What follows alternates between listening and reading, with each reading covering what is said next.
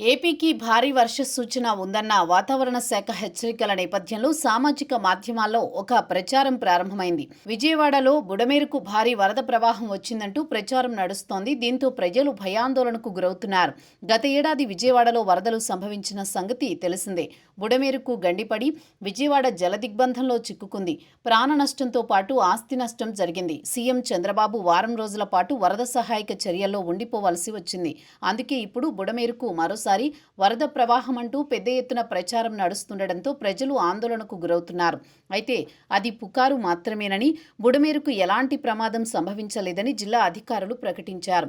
గత ఏడాది సెప్టెంబర్లో విజయవాడలో వరద ముంచెత్తిన విషయం ఇంకా కళ్ల ముందు కదలాడుతూనే ఉంది.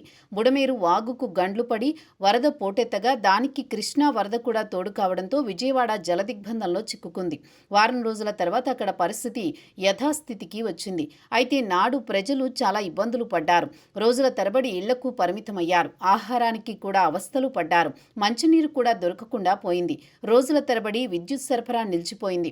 అయితే నాటి పరిస్థితిని గుర్తు చేసుకుని తాజాగా జరుగుతున్న ప్రచారంతో ఆందోళనకు గురయ్యారు విజయవాడ ప్రజలు. అయితే తాజాగా రాష్ట్ర వ్యాప్తంగా వర్షాలు పడుతున్నాయి. అటు తెలంగాణలో సైతం భారీ వర్షాలు నమోదవుతున్నాయి.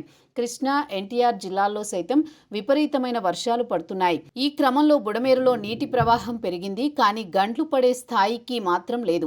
దీంతో సామాజిక మాధ్యమాల్లో బుడమేరుకు మళ్లీ వరద అంటూ ప్రచారం ప్రారంభమైంది. విజయవాడ నగర ప్రజలతో పాటు వివిధ ప్రాంతాల్లో ఉండేవారి బంధువులు ఒక్కసారిగా ఆందోళనకు గురయ్యారు. దీంతో కృష్ణా జిల్లా అధికారులు ప్రకటన జారీ చేశారు. బుడమేరుకు మళ్లీ వరద అనే పుకార్లను ఎవరూ నమ్మవద్దంటూ విజ్ఞప్తి చేశారు.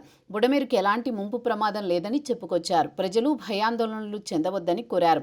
అయితే రాష్ట్ర ప్రభుత్వం ముందస్తు చర్యల్లో భాగంగా బుడమేరు పరివాహక ప్రాంతాలపై నిఘా పెట్టింది. పర్యవేక్షణకు గాను అధికారులను నియమించింది.